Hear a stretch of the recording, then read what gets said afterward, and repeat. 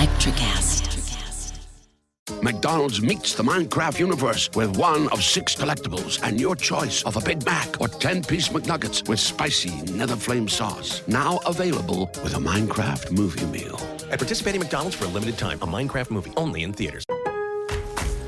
Springfest and Ego Days are here at Lowe's. Right now, get a free Select Ego 56-volt battery with purchase of a Select trimmer, blower, or mower kit. Plus, shop today for new and exclusive items you need for your lawn. So get ready for spring with the latest in innovation from Ego, the #1 rated brand in cordless outdoor power. Only at Lowe's. We help, you save. Offer valid through 4/2. Selection varies by location while supplies last.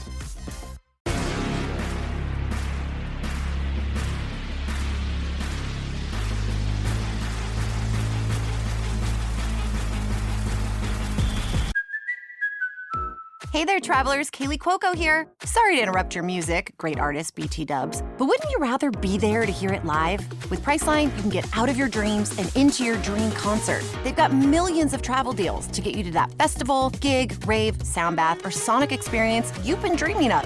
Download the Priceline app today, and you can save up to 60% off hotels and up to 50% off flights. So don't just dream about that trip. Book it with Priceline. Go to your happy price, Priceline. It's Check My Oil, UFC 292, Boston, Massachusetts. We do a lot of Boston sports on this pod, so I do think that this is apt. I do think it's a good card to be reviewing. I have the usual cast of misfits and ne'er-do-wells on the show. Ben Peake, Matt Wilcox. This card's taking some hits, boys. It's taking some hits. We've lost some key matchups on it, and Ian Gary was saying that he's pretty much carrying this card now, and I find it hard to disagree with him wholeheartedly. A lot of washed up fighters. Listen, I'm still gonna pay the fucking money. I'm gonna put it on. I just as exciting as Sean O'Malley is, when it's a main event of 2 smaller than medically advisable men, I just don't love it. So I am looking forward to the Ian Gary fight, and I'm sorry if I sound negative, but I'm sure we can find some fun things, some front through lines in this bad boy as we go. It's always these cards that we make our dumbest bets, so I'm excited. Yeah, I hear you have some who the fuck is that guy bets lined up. By the end of this podcast, we're gonna have a who the fuck is that guy parlay. That's cool. That was a really good impression, Matt. I almost thought he was here for a second. Who the fuck is that guy? Was that better? It's the guy that you're fucking up.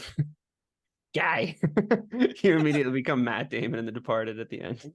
I feel like he's going like Jack Sparrow on me. I don't really know what's happening. Yeah, no, that's accurate. Gerald Mirshart is on the prelims, which is a real fall from grace. No kidding. And the guy he's fighting, I'm only talking about this fight in the prelims because Gerald Mirshart's on it, and he's a recognized name. But the guy he's fighting is undefeated in the UFC. He's finished 3 guys since 2021. I don't know what's going to happen, but apparently Mirshart's on the decline. He's a heavy underdog, plus 210. But there's the UFC veteran status, Matt. Do you see any value in this bet? No, not really. Mirshart took us for a bath the last time he fought, so he's not going to get my money from me again. Yeah, and me and you disagreed, and you were right, and I was wrong, and that's fine. I'm a man. I'll take my losses when they come. But no, I don't see it here. I think it's all over. I think that's the reason he's on the early prelim, and I think I don't see a lot of value. Yeah, it was Pfeiffer, Joe Pfeiffer, Pfeiffer, the Pfeiffer demolished him. All right, we need a word for the winged dinosaur, pterodactyl. All right, that's a good one. Spell it. P. No, yeah, I'm not going to go with Mirshart on this one. But talk about a fall from grace. I feel like we were just talking about him being a gatekeeper, and now he seems to be on the other side of the gate. Yeah, I think Petrosky's a worthy value bet here. If you want to anchor him in a parlay, I think that might be smart. Ben, does it matter where you are on a card? I'm sure you've been up and down different cards at different prestige levels. Does it affect you? Is it like how, like, I would imagine maybe like, oh shit, I got to fight really early, or like the time that you're like spending in the day thinking about it, or like the amount of eyeballs on it if you're more of a main event. Like, I know you've been up and down cards. Like, do you think about that stuff? Yeah, it's funny, but your perspective on it changes. You want to stop fucking yawning? Can we run that one again?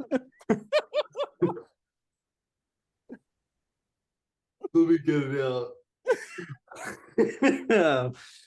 Yeah, but I forgot what I was gonna say. Your perspective on it changes as your perspective on the sport grows, in my opinion. I remember when I was starting out, and I would get the lineup a week or so before, and I'd be like, oh, I'm first or I'm second. And I'd be like, oh, because I was actually nervous. So then I'd get there and I'd be like, oh, I want time to settle into the locker room. And no, they pull you and they're like, wrap your hands because you're the first to go, and we're doing the fucking national anthem or whatever. And you're like, oh, fuck, you get your heart rate going. But at least you're fired up for America. Yeah, exactly. Of course, indoctrination, big key thing of any sort of fighting. But then as my career went on, and it was just kind of like a run of the mill thing, and I wasn't nervous going into it, and I would just be like, oh, okay, yeah, I've got to fight in 2 weeks. This guy's he's undefeated, great, cool, whatever. Let's fucking see let's see what he's like. And but then I'd get there and I'd be like, oh, I wish I was earlier in the card. I wish they flipped it. I wish they did main event first, because then you have to sit around all night and you wait for all these fights. You can't just go home.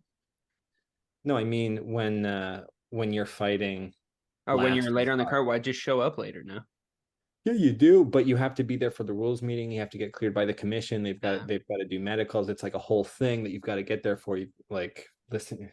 Yeah, it's such a pain in the ass that you do try to skip those a lot. I try to skip the rules meeting all the time. But I wasn't there. I didn't know. Whoops. I think in the perspective that you're saying of does it affect you to be lower on the card when would it affect him, would you think, because he used to be a main card guy? Yeah, dude, at this point, fighting is so your ego is so involved. There's no way to escape it, and this is what these guys do for a living. So imagine somebody at your work was like, "You're not as good as you used to be. So you're gonna be a PA again, Dave." Oh no! Yeah, dude, that shit would fucking suck.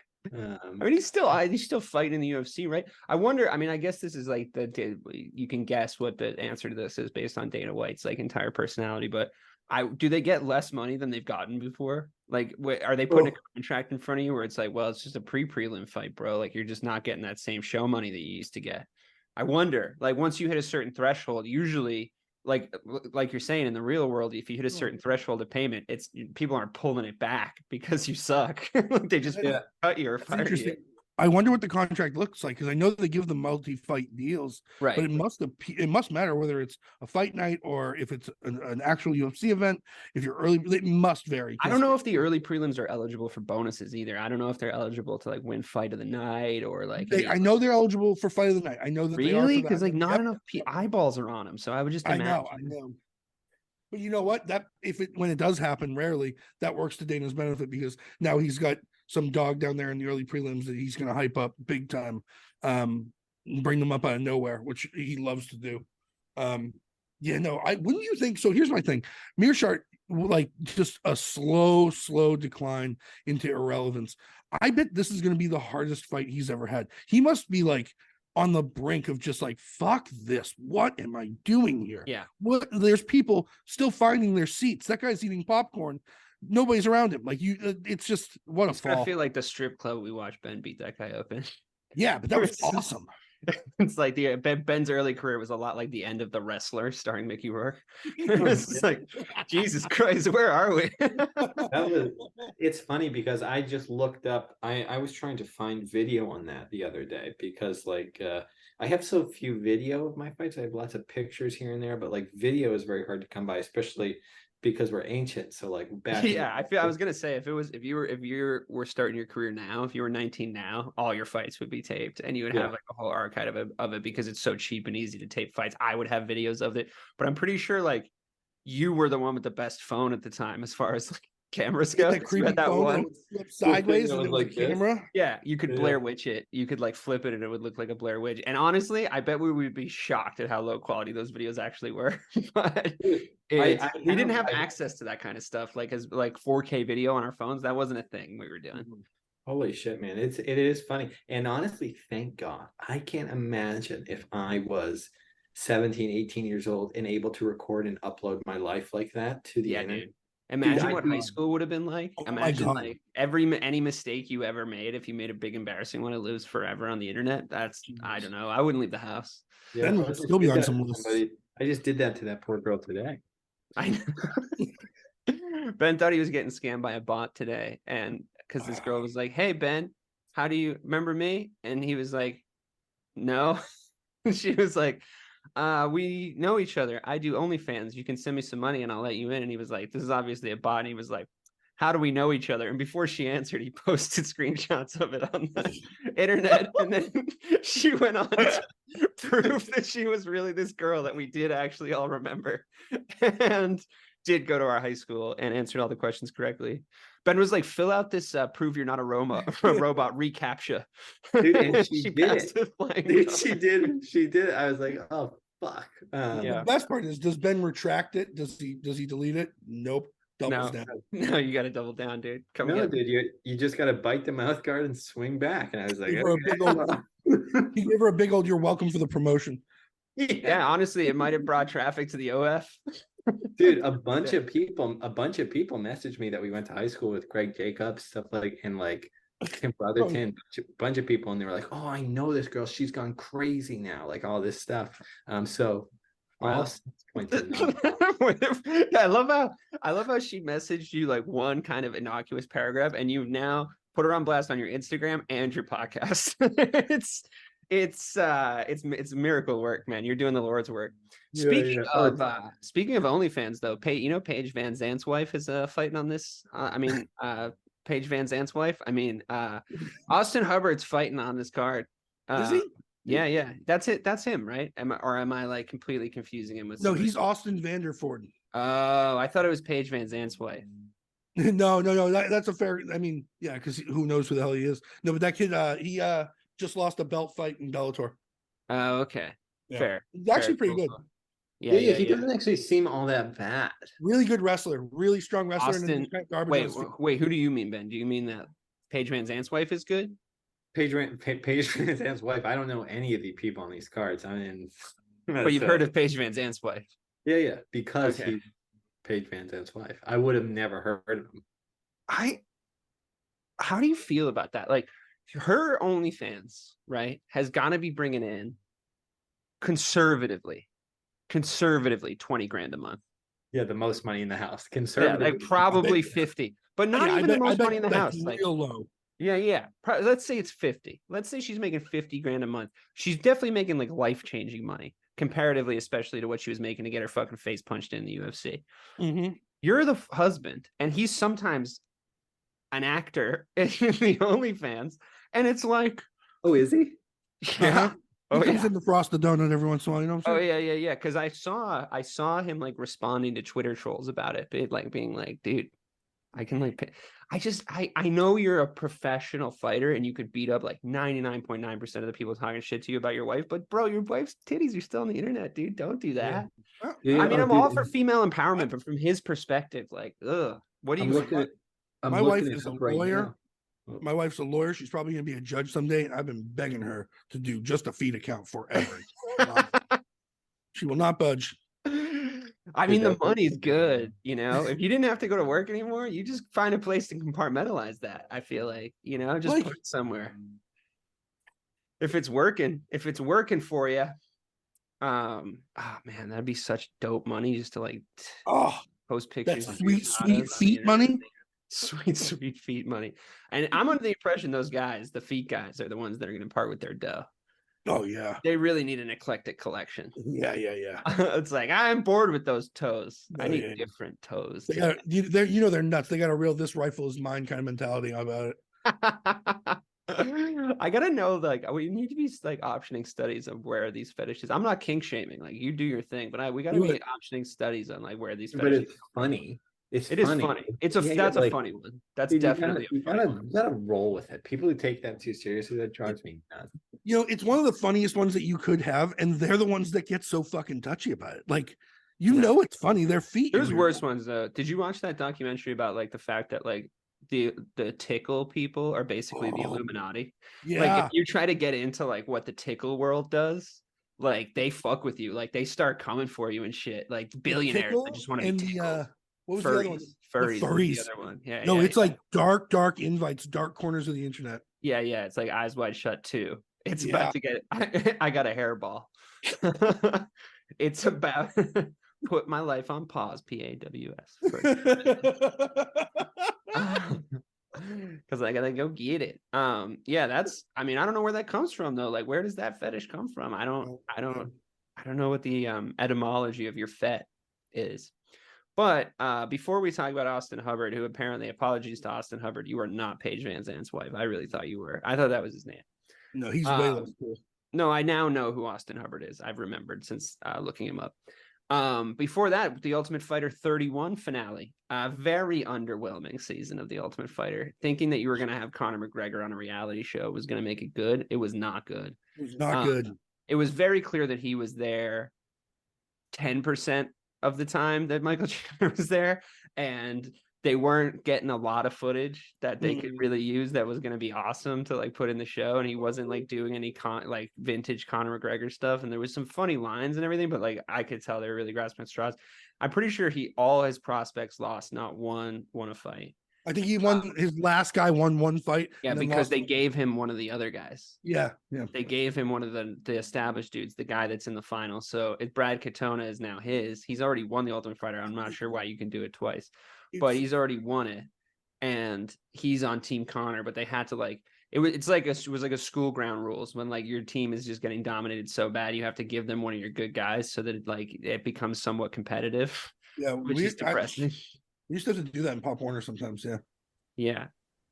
Well, brag about it. That happened. That happens all the time. Our Pop Warner team was elite. I bet it was actually. It was wicked good. The kids that we had in our elementary school. I bet the Shrewsbury Pop Warner team was pretty fucking good. Or 4 college D1 players, if you count Sean. No thanks to you. You don't count Sean though, because you only went to a D2 school. Okay, take it easy. Sorry. D3. No, D2. D2. Merrimack. Defensive Player of the Year 2 years in a row though. Yeah. What are you, his fucking agent? Okay. So anyway, Cody Gibson and Brad Katona are fighting one another. Brad Katona's 12-2. Cody Gibson's 19-8. The odds are like I couldn't really find. I don't know like what I couldn't find it on my usual betting site. I don't know why the odds makers haven't made it yet. Maybe it's because it's like something to do with the show. Could you find odds, Matt? No, it's because Cody just fought on the 15th, and he literally just stepped in. He was in the Ultimate Fighter, so there's no odds out yet, and it's not available on FanDuel or on DraftKings at this moment. But they should have them by Friday. Well, who do you think is going to win? I'm gonna go with Cody Gibson. Just based on his submission win, he looked really good. Obviously he was fighting a nobody, but it was a really, really dominant ground performance by him. And Brad Katona just ain't shit. Come on, who the fuck is that guy? I mean, he's younger and he's got a better record in the UFC. Yeah, he's a little fella. Man, do you know anybody that was ever on the Ultimate Fighter? Oh, dude, I know a actual real life predator who has climbed the ranks. Name's Dan Simler. Climbed the ranks of Matt's just like shuts off his camera. He's a cop now too, if you can imagine that. And he got so for context, Ben's old jiu-jitsu coach and trainer, and he was very good at jiu-jitsu, right, Ben? Fantastic coach. Yes, he was good at jiu-jitsu himself, but moreover, he was an amazing coach. Yeah. He really knew which how is to great for him into doing the moves. If you yeah. Oh god. So anyway, turns out that guy went on the Ultimate Fighter. Every fight starts standing up, and he got fucking one of the worst knockouts I've ever seen. Well, but let's call it this. He demolished that kid in the first round, like really, really had his way with him, and then got a little too cocky and got slept. Yeah, that doesn't matter. You got to go look up, if you're listening to this, go look up Dan Simler Ultimate Fighter knockout. It's the only time I've ever seen Quentin Rampage Jackson look like genuinely worried about something. Yeah. He was like, oh my God. All you have to do is type in worst UFC knockout ever, and it pops up. Yeah. That was bad. And then it turned out later he was a fucking predator for underage girls, and now he's a cop. So Ben knows somebody that was on the Ultimate Fighter, not the most glory-filled performance from Dan, but I also never really liked that guy. I also separately, I sparred with that kid pretty recently who's on this season right now. Who? Yeah, you knew I wasn't. Kid who just won. Go ahead. Sorry. Shut up. The kid who just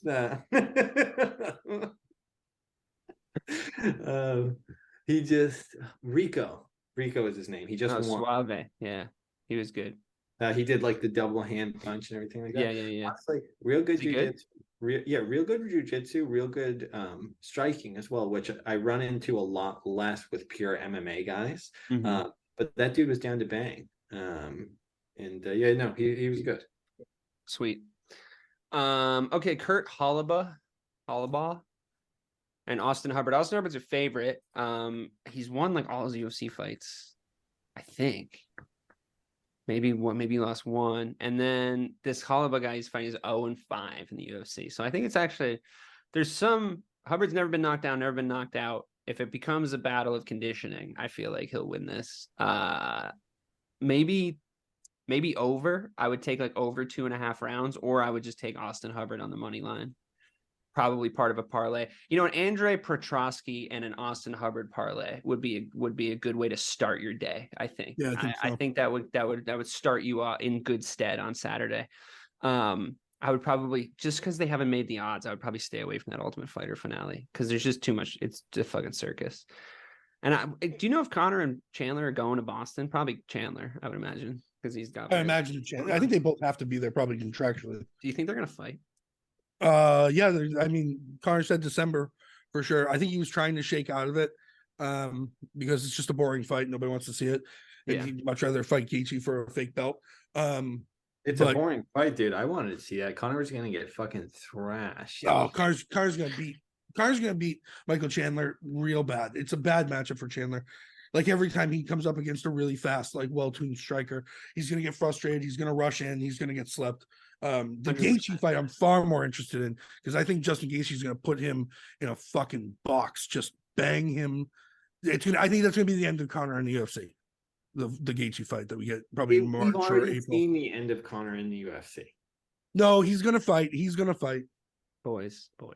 He's never gonna fight again. Here's what's gonna happen. Don't say that. Here's what's gonna happen. Don't worry, because Papa's here to tell you what's gonna go down. Yeah, let's hear this. I can't wait. He's gonna knock Michael Chandler out in the first round. He's gonna sign up to fight Justin Gaethje. He's gonna knock Justin Gaethje out in the first round. Oh, he's gonna be the guy? Okay. They're gonna drag Nate Diaz's corpse back into the UFC for the super fight that everyone's gonna realize very quickly that Nate is aged out of. He's gonna finally knock out Nate Diaz. Third round. Dude, then he gets a shot at whatever title, at whatever weight class he wants. If there's a vacancy, they should do him and Dustin Poirier for the actual 3, because that wasn't a win. So Dustin leg got broken. That was fucking stupid. Or fight Leon Edwards. He starches him too. Jesus. So don't worry. The greatest comeback in sports history is on. Don't stress. Speaking of comebacks, Chris Weidman.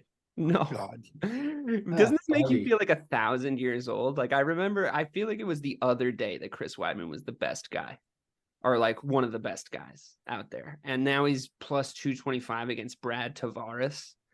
He's 39. He's coming off a bad injury. One of the worst I've ever seen. That was awful. It's really, this really is the leg break? Yeah. Damn, it's been that long since he broke Boston. He broke it in Boston. God. Did he really? Yep. That's mean to make him fight here again. Why did they do that? What if it happens again? Why is this happening? I don't want to watch Chris Weidman fight. Why are they doing this? There are people out there all across the country pushing boundaries to grow the game of golf. Like champion speed golfer Lauren Cup, who plays faster than anyone else. And Will Lowry, whose work in the golf community inspires more kids to get into the game. As a champion partner of the Masters, Bank of America supports everyone determined to find out what's possible in golf and in life. What would you like the power to do? Bank of America. Bank of America NA, member FDIC, copyright 2025, Bank of America Corporation, all rights reserved. Dude, for the same reason that Mark Coleman is fighting again. I don't know who that is. Because you don't know, you're such a casual. Both of you are such casuals. Mark Coleman was like the one of the he fought Fedor. He fought a who's who in Pride, and then came over to the UFC, fought in Pride. He's from the it's crazy because he looked older in the UFC, but he was still juiced up. And now he's fighting, I don't know what, he trains with Matt Brown. The Immortal. I love Matt Brown. Yeah, I love Matt Brown. He's a super tough guy. Always excited to see him fight. Dude, you should see Mark Coleman train. He loses shadowboxing matches. And I don't say that. And I don't say that to be funny.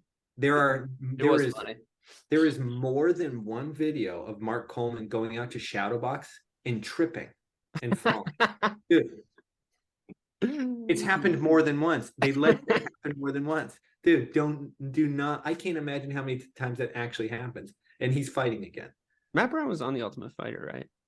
Yeah. I watched a video of him. I think it was him where on TikTok. Yeah, because that guy was like, we're on the same algo, everyone. Yeah, which we definitely have the same algo. But it's like that taller guy was like, I'm fucking with him. I'm gonna keep like messing with him, and now I know I'm in his head. Matt Brown was like, just came out and savaged him because he's the elbow guy, right? He always elbows. Something that's chewing tobacco, right? It was like lime juice. Yeah.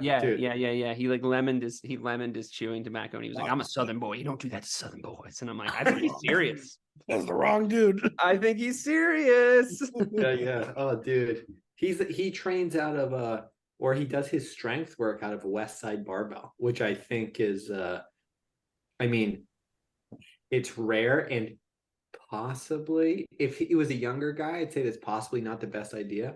But West Side Barbell is the home of the late Louis Simmons, who is like the powerlifting king. Like if you look up West Side Barbell, that is old school, out in the middle of nowhere, Ohio, like hard guy shit, and that's where Matt Brown trains most of the time. Cool. That's cool. That's what he does. Yeah. I like that. Yeah, I like that Matt Brown is just like, he's just getting better with age. He's just getting more seasoned as the years go on. He's just like, because it's like you can make him a gatekeeper, but you don't, like, nobody wants to fight him. It's like you could probably, if you have enough talent, you could probably beat him, but it's not going to be fun. And I love guys like that. You're going to be in the fight every time. It's like the exact opposite of what's his name, Smiling Sam Alvey. And you're just watching him like move, and you're like, dude, I don't even think you should be a professional athlete in like any fucking sport. Like, this is bad. Dude, I loved his like very, very short ascension in the fall from grace on Reddit. Did you? No, dude, no. He came Smiling Sam Alvey we're talking about here? What do you say? We're talking about Sam Alvey? Yeah, Smiling Sam Alvey. He seems like a nice guy. He seems like a douche. And he came on Reddit and he tried to garner some favor with everybody on the internet. And he was like, hey, it's me. I'm a real UFC fighter here. And people were like, oh, that's cool, Sam. And then he fought a couple more times, awful, did some stupid promos on there, and everyone was like, fuck you, get out of here. And he doesn't post there anymore. It's hilarious. Yeah, Reddit will fucking turn on you. Don't try and garner favor with a bunch of virgins. Yeah, I was just gonna say, bunch of nutcases. Average Redditor has opinion about high level athlete. Anyway, Chris Weidman and Brad Tavares. Don't bet on Chris Weidman. If he wins, he wins. He's definitely reached higher heights than Brad Tavares ever has. I don't think either of these guys are good. I would probably stay away from this one, Matt. I'm gonna go with Tavares. I'm gonna make it part of some sort of an early card parlay, I think. Opposite the one that me and you were talking about, but I've never been more sure that I don't want to watch somebody fight in my life. So aren't you going to be kind of the problem I have in a situation like this is like I know that like my instinct is going to be to cheer for Chris Weidman because of like the comeback nature and the underdog nature of the entire thing, and I know at his peak he was kind of a tool, but like I don't know, coming back from that leg break. If he comes back and looks good from that leg break, it's encouraging for our other friend. So that is true. That is true. Yeah, I got. You're probably right. I do want. I just don't want to see him get hurt. That's all I care about. I know, and that's why I think they're putting him up against this guy. I don't think he's got it in. You know what? Fuck it. I'm gonna. You know what? Fuck it. I'm just gonna go Weidman for the win. Yeah, let's just see fun. it. That's more fun. Special. That's more fun. Ride the wave. Ben, what was your worst ever injury? Inside a fight? I remember that time he lost his tampon. Never mind. No zinger. I bet it was that cut on your head. Maybe my cut, yeah, because that was my cut, like it's his friend that he lives with.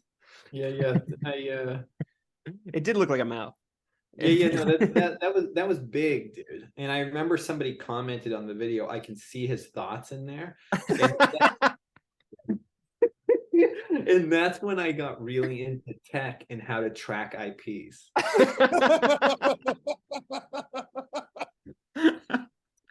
That's the funniest shit I've ever heard in my life. Dude, I can't stand that so many of the things that have like gotten to me even recently are good jokes. And I'm like, damn it, I wish like the Miyagi and the bow thing. I was like, son of a bitch, that was funny. I can see his thoughts in there. You know what though? At least we know that they were lying because you do not have any of those. God, that's so funny. I wish that guy was here. He sounds hilarious. I can see his thoughts. It was me on a burner. Yeah. I used to troll Ben's videos. My actual comments would be, "That's my buddy in full support," and then it'd be like, "Toe tap at 97 says, I can see his thoughts. What a fucking loser." Dave, you forgot to switch accounts. Sorry. Sorry, no, Ben. dude, I'm just trying to draw traffic to your page, bro. Oh man. Cheeto versus Pedro Munoz. Cheeto, a man that's defeated the headliner on this card, emphatically, in fact. And a real fall from grace. A real fall from grace for Cheeto. He was one of the best bantamweights in the world not too long ago. I think he's pretty mid. You think he's mid? Yeah. Because he lost to Corey Sandhagen? Like, everybody loses to Corey Sandhagen. Yeah, it's like, no, I just think in general. That's all you have. That's it. He's mid. Is this Gen Z does podcasts? No, he mid. On God. Mid. On God. Yeah, he obviously is good, but like his stand-up looks way too stiff for me. He knocked out Dominic Cruz, right? Yes, he did. He caught him he set him up well. Like really well. Yeah. He's obviously good. But so I mean he's clearly not mid. I really don't like him as a person. And he wears and he gets there's this one brand of clothing that I was really obsessed with for a while. And he knows. This is a left turn. What do you say? This is a left turn.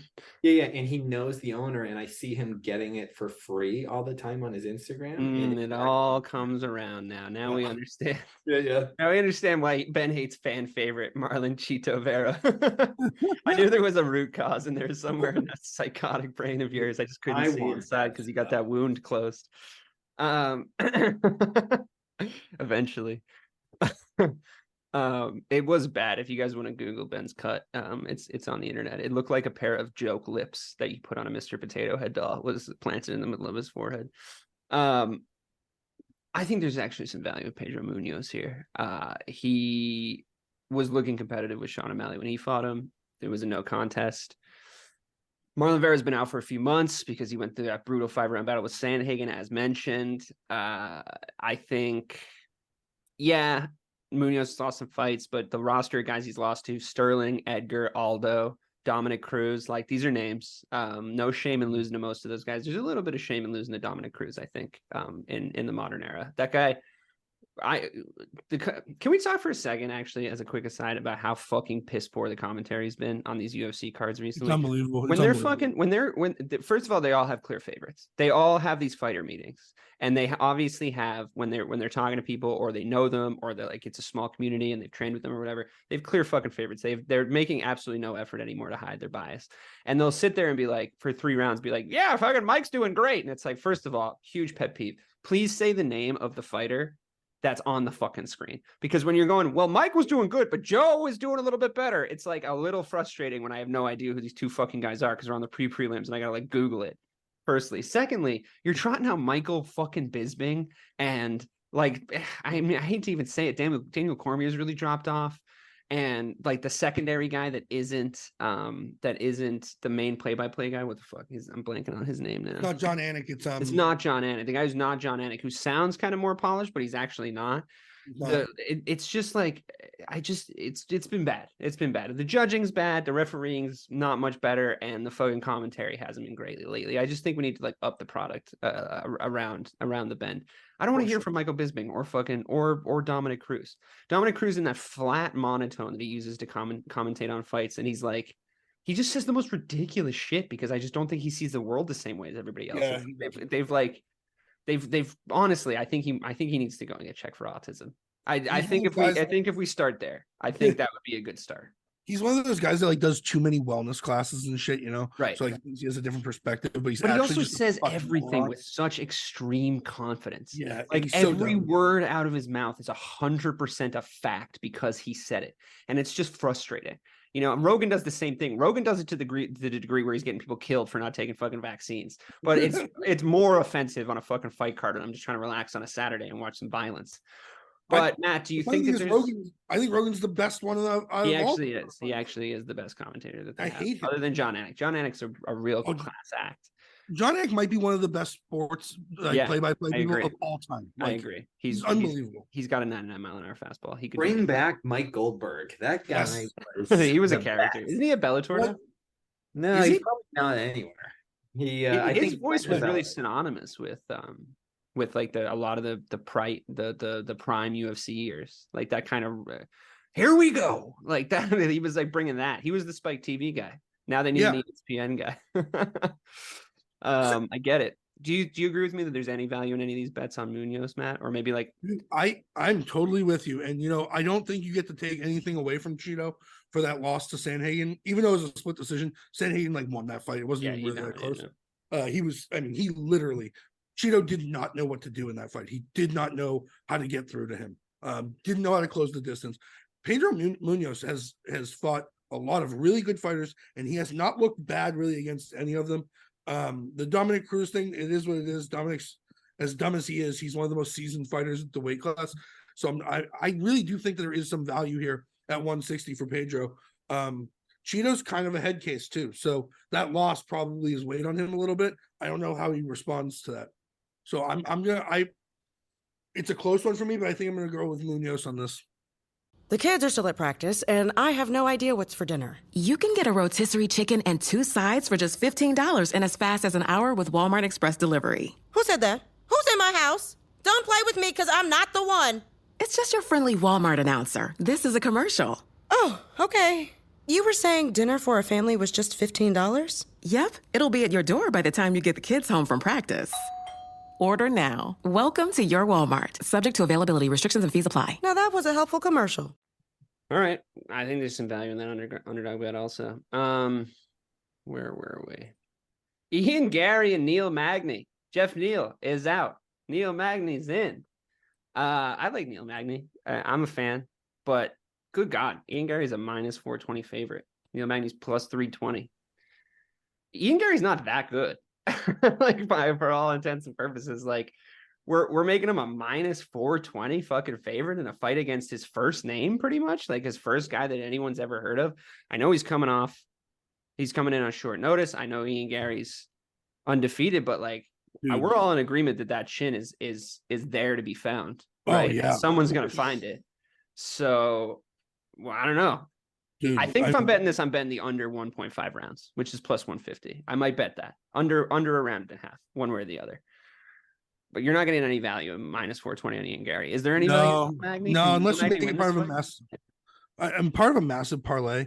Maybe throw it on Ian Gary, but man, first of all, this is not the guy that he wanted to fight. He called out what's his name? Neil. It was another guy they wanted to fight who then got injured. So he's not fully prepared for Magny. And Magny's had some real fights in his life. He's had some dog fights, and that's something that we have not seen from Ian Gary either. I get it. He has promoted himself to the nth degree. He's signed with Better. He's doing all these TikToks. He's really opened up this whole, I know I can make money now, so I'm going to make my money now, which go get your buck, kid. But let's stop pretending like your 12-0 is impressive. Who have you haven't beaten anyone yet. And now you're going against the guy. This is his 40th fight. It's a real tough spot for him, I think. I think it's a lot of pressure, and he's talked a big game. Do I want him to win? I like him. I'm like a real fan of Ian Gary's, but it's a tough spot for him here for sure. Did you see the meme I sent you guys today? That was It was like the Michael Scott. You miss 100% of the shots you don't take. Michael Jordan, Michael Scott. It was like we're not here to take part. We're here to take over. Conor McGregor, Ian Gary. So I did see that.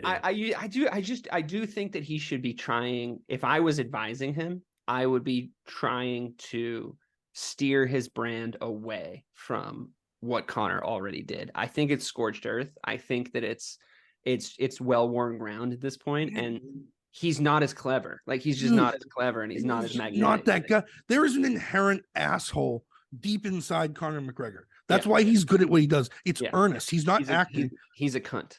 Yeah, he's a little cunt. Ian Gary's like a nice guy. He's too nice of a guy. After his last fight, he was outside greeting like his mom or something, and a drunk guy bumped into him. And Ian Gary like gave him like the whole like, "Hey man, listen, I know you're drunk right now, but you really don't want to ride this." I did see that. It was like after his last fight, right? He got some guy started saying shit to him, and he was really nice about it. I'm like, dude, cool. I'm like, McGregor's already like texted his manager to tell him that we're gonna have to pay this dude because I'm about to fuck him up. McGregor beat that guy up and then went to his dad's nursing home and beat him up there. Yeah. It's like 100% what's going down. Like, he's not walking away from that shit. And Ian Gary's like, come on, man. And then now he's trying to do this impression of Conor McGregor. And it's just like, we've seen this before, man. And you're not that dude. It's just so weird, man. But he's an exciting fighter. He could still get really popular if he just. But here's my thing. We were all super entertained by McGregor, right? But we were also all super entertained by GSP. You can be a good dude, and we'll all still go like, "Oh, he's awesome!" Like, the entertainment level is not even close between the two. Oh, that's true. It's like we're talking like WWE, like fucking Attitude Era, like compared to WWE SummerSlam last week. Like, it's just not the same thing. Dude, I loved watching GSP get ready for fights and the training, like the behind the scenes thing, because he took all that shit so seriously, and I was like, oh wow, I want to do shit like that. But when I watched him fight, like, I just knew it was going to happen every single fucking time. And like, they're not really comparable as fighters. Like, GSP, I think, he's definitely the most well-rounded, at the very least, if not the best of all time. But he's definitely the guy that had everything. Like, he had all the stuff in his locker. And I really enjoy that he George Foreman'd Michael Bisping. Like, he was like, oh, if I could just get a fucking title, I'll go in and get that title shot against Bisping. I know I can fuck him up. Like, no. That was what an asshole thing. I know. He's like, wait, who has that belt? Yeah. I'll take it. And then Bisping goes and he's like, well, I'll just take another fight in like 2 weeks, and he gets knocked out by Kevin Gastelum and retires. I'm like, oh, what a fitting end. What a fitting end to a career.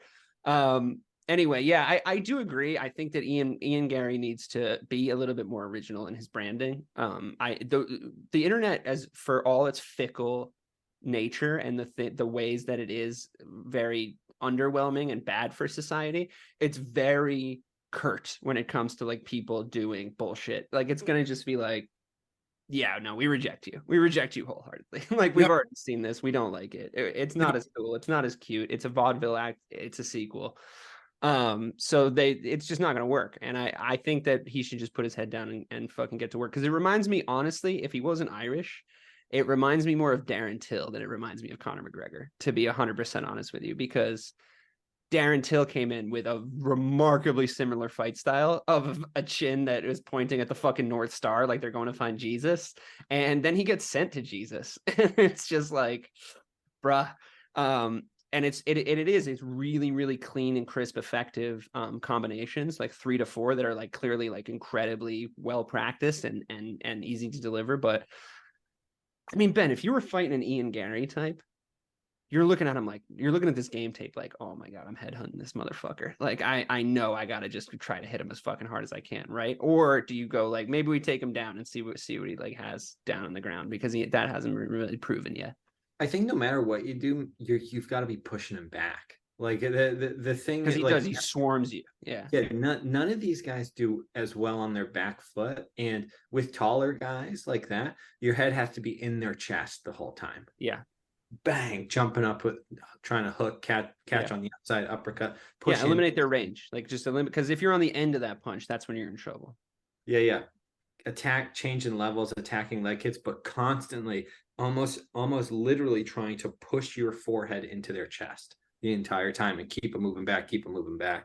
And nobody does that, dude. It drives me nuts. Floyd Mayweather did it to Conor McGregor. Like he was like getting caught on the end of stuff, and he was like, all right, and he just stepped inside his range and just started fucking him up, and I was like, okay. Oh man. But that's I think why Conor never does that well against guys that are taller than him or have equal reach. Like when he was fighting Poirier, like he just didn't have that same kind of like pop on the end of his punches. But he fights an Eddie Alvarez like a little bit shorter than him. He fights a Jose Aldo, or like these guys that have that little bit of a height or size disadvantage in his range. He's just so good at picking guys out at the end of his range. And I think Gary's good at the same thing, but it's find outable. You need to start learning how to like fight on the inside also. Yep. I don't think it's going to be this weekend. I do still think Ian Gary's going to win, but we're going to start to see, I think that I'd be surprised if we saw him as the champion of his division. That would be tough. You don't think so? I don't see it yet. Not yet. Yeah. Good, because don't ever fucking disagree with me. Damon Blackshire and Mario Batista. Batista is the underdog. Blackshire, I actually quite like watching him fight. He just fought last week. Wait, was it last week? Yeah, man. Like the last card? Dude, he beat Johnson at a UFC fight night, Vincenzo Luque.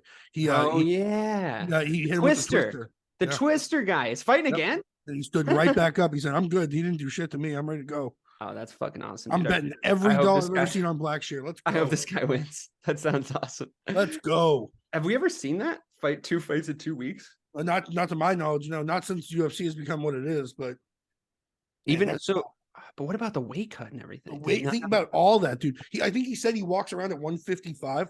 So he fights at 136 he's at now, but that's crazy, man. That's a bad dude right there. Ryan Reynolds here from Mint Mobile. I don't know if you knew this, but anyone can get the same premium wireless for $15 a month plan that I've been enjoying. It's not just for celebrities. So do like I did and have one of your assistants switch you to Mint Mobile today. I'm told it's super easy to do at mintmobile.com/switch. Upfront payment of $45 for 3-month plan, equivalent to $15 per month required. Intro rate first 3 months only, then full price plan options available. Taxes and fees extra. See full terms at mintmobile.com. Ben, do you think that's cool, or do you think that's just a terrible idea? It's a good way to get yourself really hurt. I'm sorry, I missed what you said there. Piece of shit.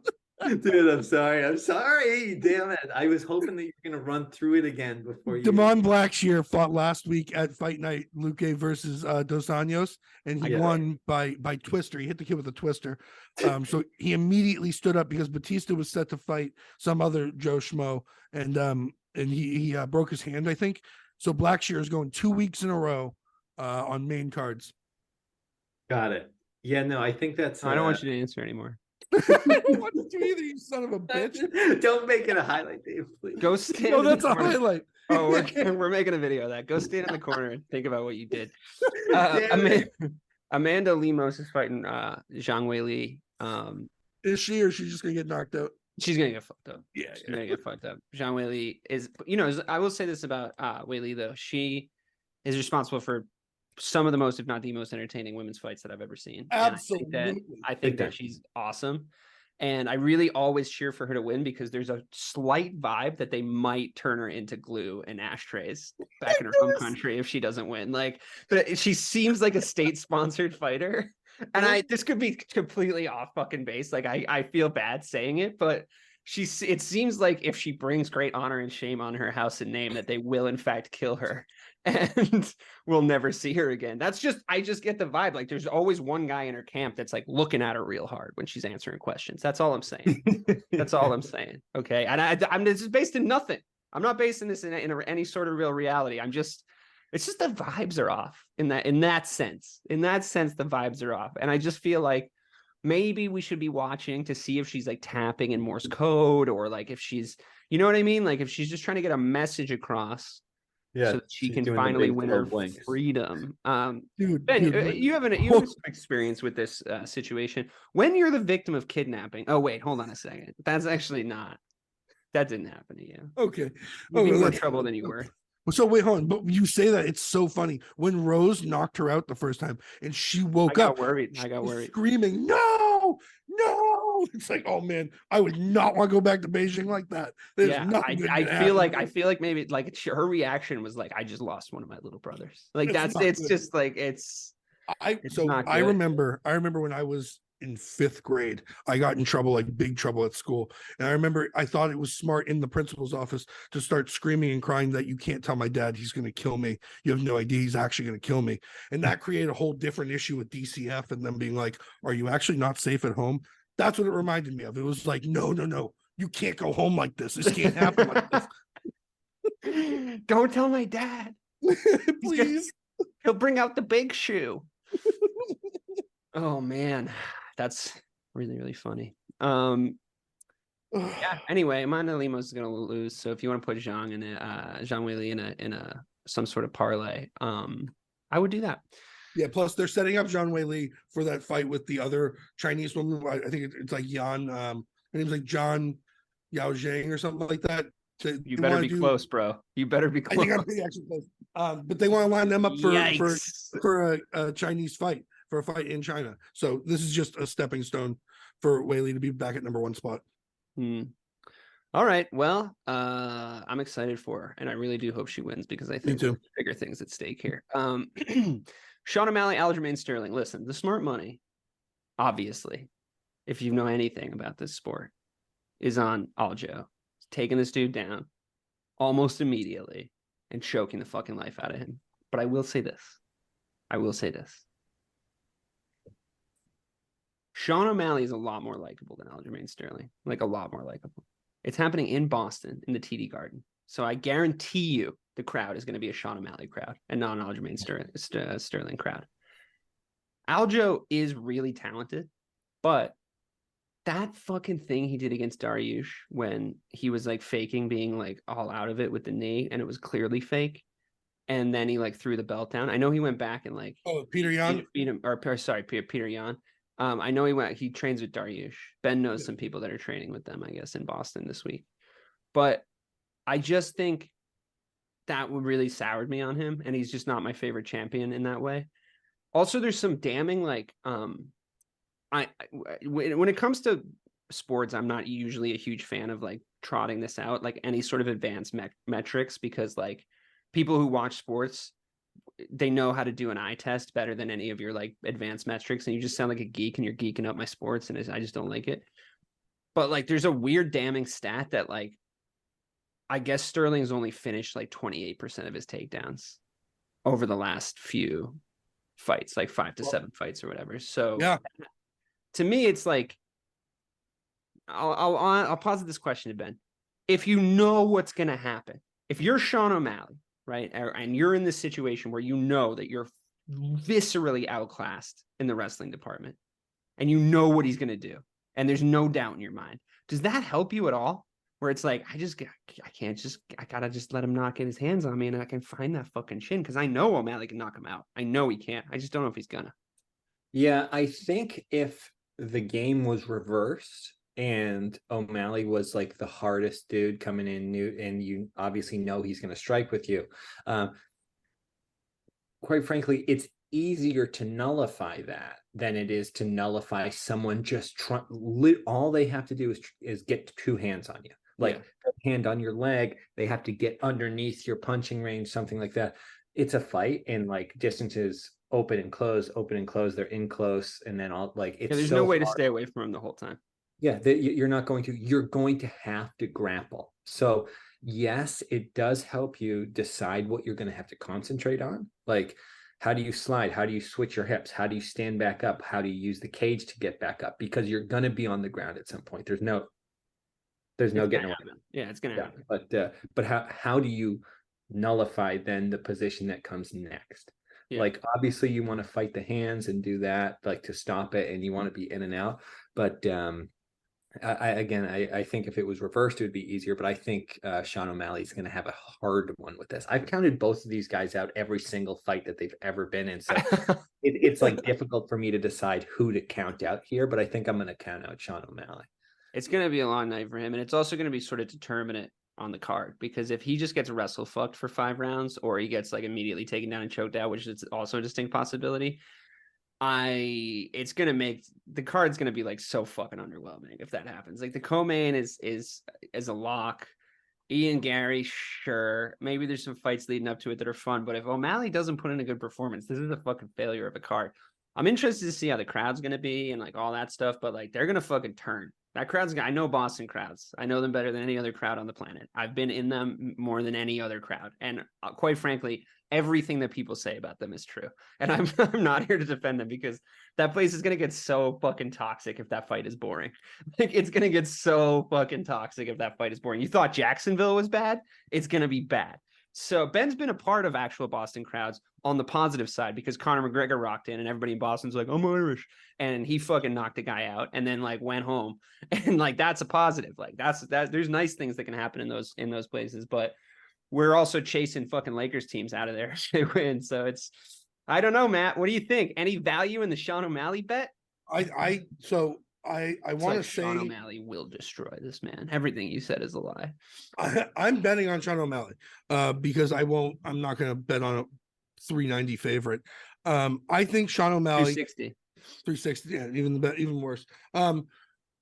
I don't think Sean O'Malley's as bad at jiu-jitsu as we think he is. I don't think it matters though, because of how good Aljo is. Look at what he did just to Henry Cejudo. He wouldn't even get up off the mat. He just gets down on his knees, so you can't strike him with a kick, and then waits. That's the other thing. You gotta eliminate that rule. You should be able to get kicked in the head when you're on the ground, or kneed in the head when you're on the ground. I don't care. Literally crabs into people. It's bullshit. It's an exploitation of the rules. I don't. So I think Aljo has talked this weird level of shit for this fight, where he's gonna stand up and try and bang with that would be a bad idea. O'Malley for a while, right? Because once he starts losing, because we know he's a scared little rat who faked a head injury to get a belt in the first place, what he's gonna do is he's just gonna take him down and body triangle him and hold him there for 5 rounds. So it's gonna be boring. But I do think O'Malley could win this fight. So I'm gonna bet on O'Malley just because I think it's such a disrespectful line for such a gifted striker. Wow. That was very eloquent, Matt, and you really came off the top rope to Aljamain Sterling. I really enjoyed it. That guy. I'm going to say that between you and Ben, you've done a better job tonight. So well done. I appreciate that. Fucking useless to me. I'm just kidding. Well, I forgot what we were talking about. Dude, what? I thought Ben said that it was such a good impression, but that was you? Damn. I didn't forget what we were talking about. I never knew. There's a big difference. I love it. Ben, final question for the evening. Any merit in kneeing somebody as they try and take you down, or is that just gifting them your leg?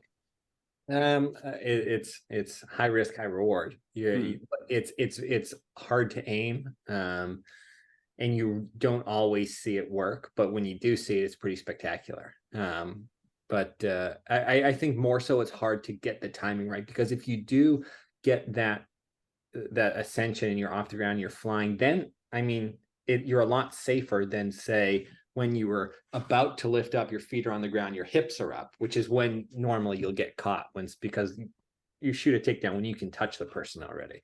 So what would you say is the smartest MMA defensive takedowns? You think just sprawling, like old school, like get my fucking hips out of the way, or do you think it's like, okay, he's got me on the fence, control the head, turn him out, or try to offensively wrestle to like try to nullify him or cancel it out? I guess it's situational, right? Depends who you're coming up against and what your skill set is.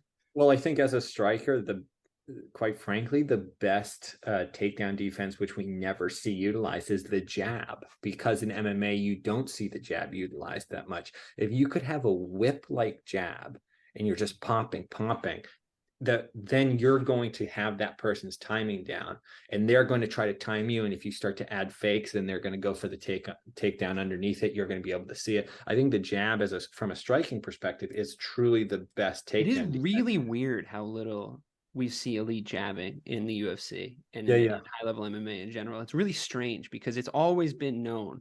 Like, I grew up watching heavyweight boxing, and I never liked them, but I would always tune in for the Lennox Lewis fights. My dad would put them on. And like, that guy was enormous, and he had a rocket of a punch, but all he ever did was fucking jab people in the face because his arms were like go-go gadget arms. They were like fucking 9 feet long. So that's all he ever had to do. He just like lived on the jab, just fucked guys up with jabs until finally like they were bleary-eyed, and then he would just put them away. And I always thought it was a little boring, but fundamentally it's so sound. And like, nobody in MMA has like an elite jab that I can think of. And it's like, it is the control. It's the rangefinder. It's the control. It's like, it's a setup. And like, I think a lot of it is that hand control thing, because instead of jabbing, guys are grabbing gloves and trying to find range that way because they know that like a grappling exchange could happen like super, super quickly. So they don't want to overextend, I guess. But man, I really think there is going to be somebody that comes around the corner with a fucking elite jab, and they're just going to dominate a division at some point in the future. So you heard it here first, folks. Thank you to Ben, I Can See Your Thoughts Peak, Matthew, Mr. Miyagi Wilcox, and myself, DK Sizzle, Dave Clark. This has been Check My Oil. Have a great day, everybody.